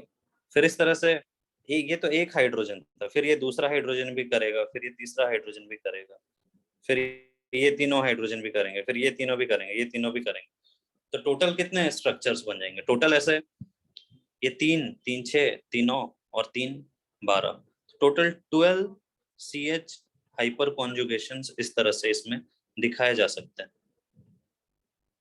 ठीक है। 12 CH हाइपर कॉन्जुगेशन हो जाएगा। वही अगर हम ऐसे स्ट्रक्चर में बात करें, मानो कि अगर ये ऐसा रहता, CH3 हाइड्रोजन CH3 तो इसमें कितने हाइड्रोजन डोनेट कर पाता है, इसमें केवल ये 3 6 और 3 9, केवल ये 9 हाइड्रोजन ही डोनेट कर पाते हैं, तो इसमें केवल 9 CH हाइपर कॉन्जुगेशन हो पाता, और अगर 9 CH हाइपर कॉन्जुगेशन होता तो ये कम स्टेबलाइज हो पाता। तो इसीलिए हम बोल रहे हैं कि जितना अल्काइल ग्रुप्स आ जाएंगे, जितने अल्काइल ग्रुप्स आ जाएंगे उतना ही ज्यादा वो स्टेबलाइज हो जाएगा।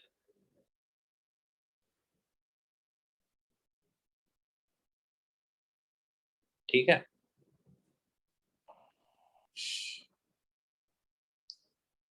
तो इसमें हम सब में बता सकते हैं कि कितने इसमें कितने स्ट्रक्चर, इसमें कितने CH हाइपर कॉन्जुगेशंस होंगे? 4. 4 नहीं, No, sir, 6. 6. 6। इसमें भी 6 होंगे, इसमें 3. 3, इसमें 0. 0 तो ऐसे हम बता सकते हैं कि जैसे कि जैसे कार्बोकेटायन को स्टेबलाइज कर रहे थे, सेम वैसे ही। जैसे मानो कि हमें ये बताना है CH हाइपर कॉन्जुगेशन कितना है, CC हाइपर कॉन्जुगेशन कितना है।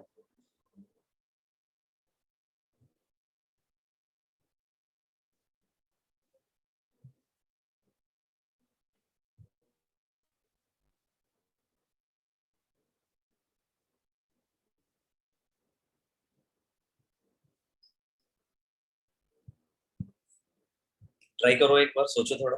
जैसा CH हाइपर कॉन्जुगेशन है वैसा ही CC भी है। सब कुछ कार्बोकेटायन की स्टेबिलिटी की तरह है, जहाँ पे हमने हाइपर कॉन्जुगेशन पढ़ा था वैसे ही।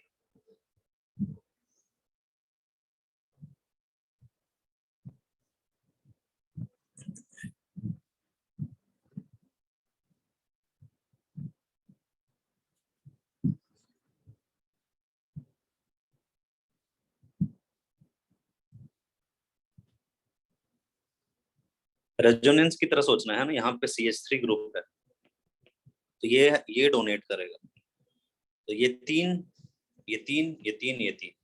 तो 12 CH है, 0 CC, टोटल 12।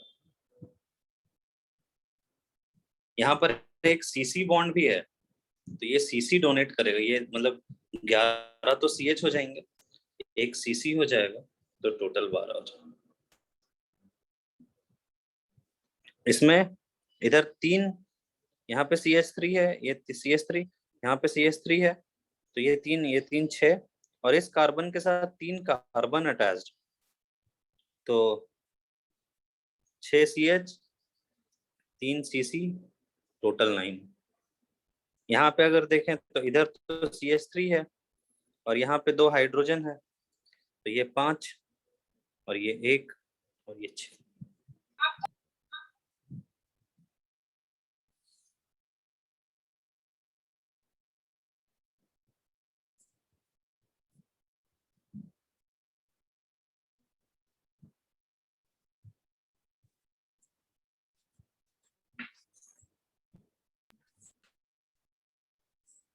ठीक है।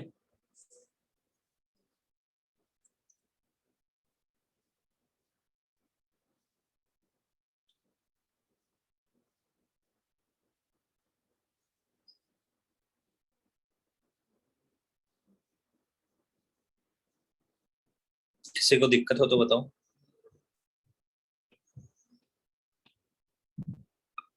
नहीं तो हम थर्ड पॉइंट पे बढ़ते हैं, लैक ऑफ स्टेरिक हिंड्रेंस। एक सेकंड, हम कुछ तो रुको, या चलो ठीक है।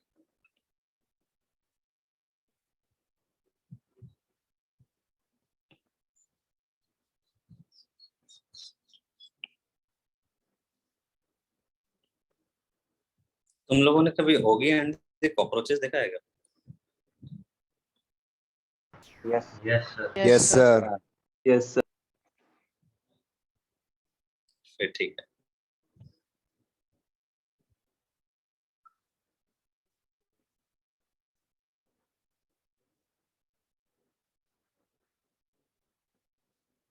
सर आपने पूछा क्यों? ऐसा ही पूछ रहा था कि क्योंकि मुझे बहुत मजा आता है वो देखने में।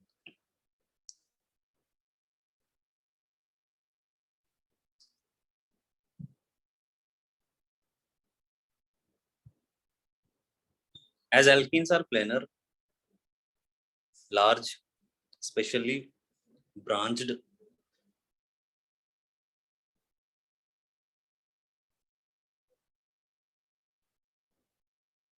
substituents,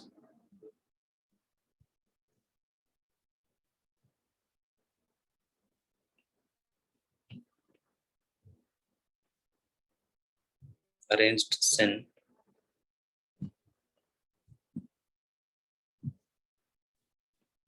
on the alkene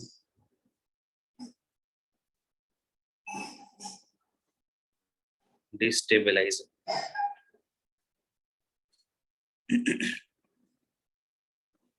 So tetrasubstituted alkenes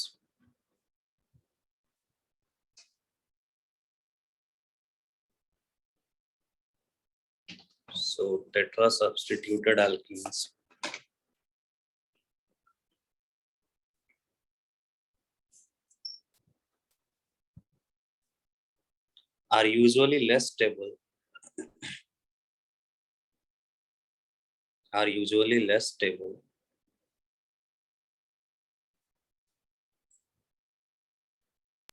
than sir arrange के बाद क्या लिखा है? syn. Syn मतलब same side, less stable than trisubstitute.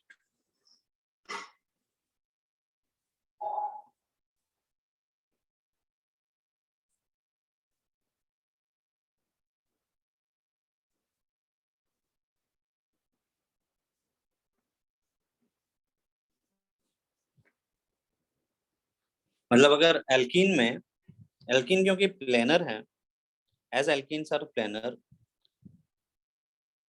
Large specially branch substituents, जैसे मानो कि डबल बॉन्ड है और इस डबल बॉन्ड के अबाउट बड़ा बड़ा ग्रुप अगर अरेंज हो जाए, जैसे कि कार्बन है और इस पे भी CH3 है, 3 CH3 लगा हुआ है, अगर टेट्रा सब्स्टिट्यूट, इधर भी कार्बन है, इस पे भी 3 CH3 लगा हुआ है, इधर भी मानो कार्बन है, इस पे भी 3 CH3 लगा हुआ है, इधर भी कार्बन है, इस पे भी 3 CH3 लगा हुआ है,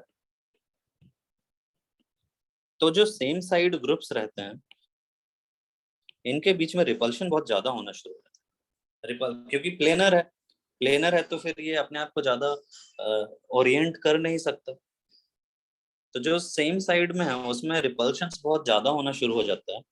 तो इसकी वजह से जब ये अगर ट्राई सब्स्टिट्यूटेड है, मानो कि ये Me3 लिख देता हूं मैं अभी, CMe3 है, CMe3 है, तो इसमें तो समझो कि इसमें एक साइड ही रिपल्शन हो, ऊपर ही रिपल्शन हो, नीचे तो रिपल्शन होगा नहीं, ओवरऑल इसकी स्टेबिलिटी जो है ये बढ़ जाती है।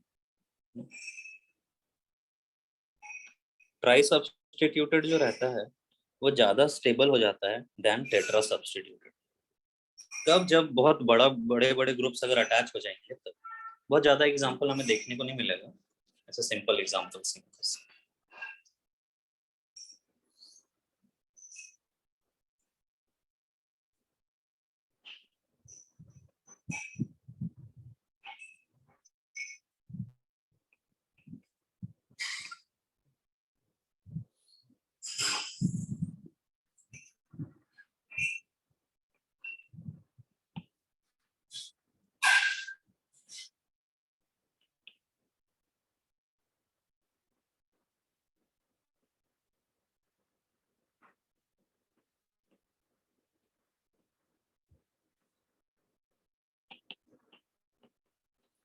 Arrange the following alkenes from most stable to least stable.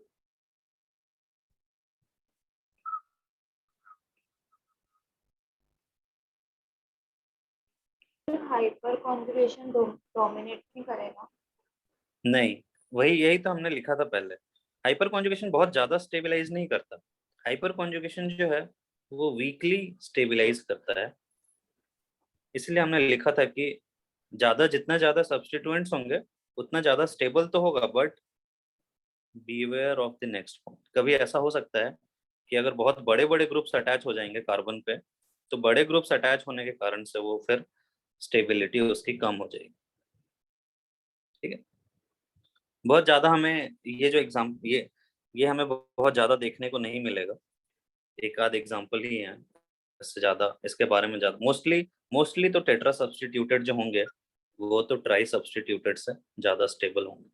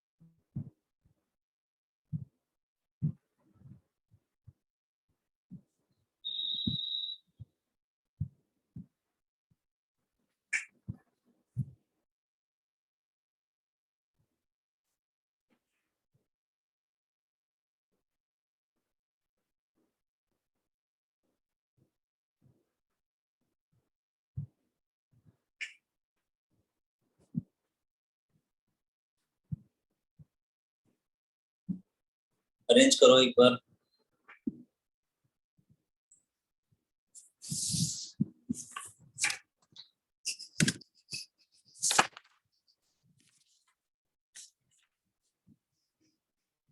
मैं तब तक जनसंख्या देख 53। Very good.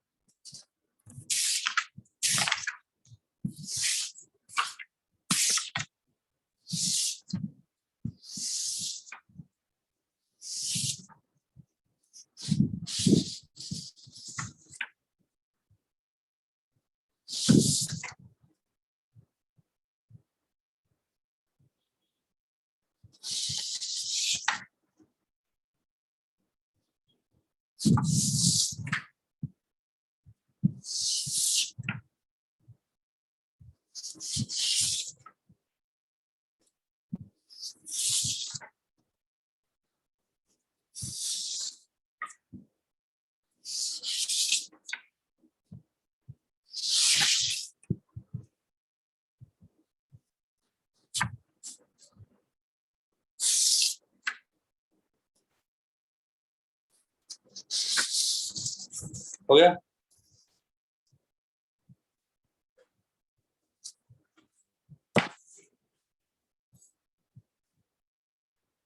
सबसे ज्यादा स्टेबल कौन है?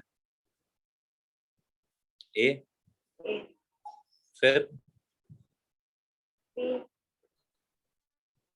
सी, फिर सी बोल रहे थे ना? ए, फिर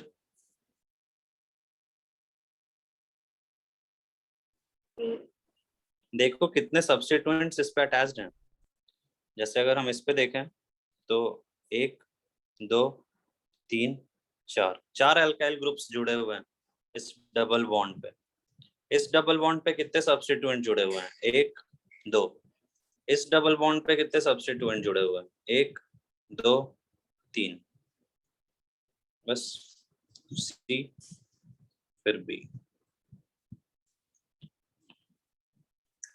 इसमें देखो तो इसमें 4 सब्स्टिट्यूएंट जुड़े हुए हैं, इसमें 2 और इसमें 3। A B C. इसमें देखो तो इसमें कोई कॉन्जुगेशन नहीं है। ये जो डबल बॉन्ड है, this double bond is conjugated. Conjugated का मतलब है डबल बॉन्ड के बगल में एक और डबल बॉन्ड है। तो अगर कॉन्जुगेटेड है तो फिर बी ज्यादा स्टेबल होगा देन ए। अब यहाँ पे दो दो डबल बॉन्ड्स हैं, तो 2 डबल बॉन्ड में इसमें तो कोई कॉन्जुगेशन है ही नहीं। इन दोनों में कॉन्जुगेशन है, बट कॉन्जुगेशन के साथ साथ ये जो डबल बॉन्ड है ये 3 अल्काइल ग्रुप से सराउंडेड है। 1 2 3। तो इसकी वजह से ये सबसे ज्यादा स्टेबल होगा देन बी देन सी। सी में कोई कॉन्जुगेशन नहीं। इन दोनों में कम से कम कॉन्जुगेशन तो। ठीक है, आसान। सर एक बार डी डी वाले में भी वही है। डी वाले में ये डबल बॉन्ड कॉन्जुगेटेड नहीं है। कॉन्जुगेटेड का मतलब होगा alternate single bond double bond. Alternate single bond double bond. ठीक है, जैसे यहाँ पे देखो तो पहले डबल बॉन्ड आया, फिर सिंगल बॉन्ड आया, फिर डबल बॉन्ड आया, तो दिस इज कॉन्जुगेटेड। यहाँ पे डबल बॉन्ड आया, सिंगल बॉन्ड आया, फिर सिंगल बॉन्ड आ गया, this is not conjugated. This is not conjugated, not conjugated.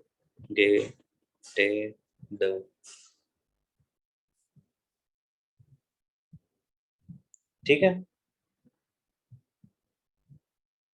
Yes तो इसको एक बार पढ़ो, घर पे रिवाइज करो सब कुछ। ज्यादा पढ़ा तो वैसे भी नहीं है हमने। ये लेक्चर नंबर कौन था? लेक्चर नंबर 10 है ना?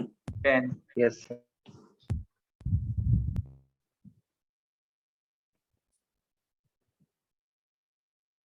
ठीक है, ठीक है, फिर चलें या और?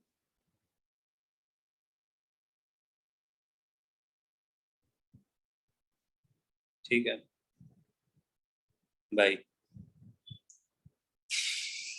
Thank you sir. Thank you. Thank you sir. Recording कौन कर रहा है? भव्या, मुझे शेयर कर देना उसको, इसमें सर डाउनलोड कर लो, और वो अभी कन्वर्ट हो जाएगा मीटिंग रिकॉर्डिंग, तो 100-150 MB होगी, या तो ड्राइव पे भेज देना। टेलीग्राम पे ओके। हाँ, टेलीग्राम पे भेज देना। Okay sir. ठीक, thank you. Thank you sir. Thank you, sir.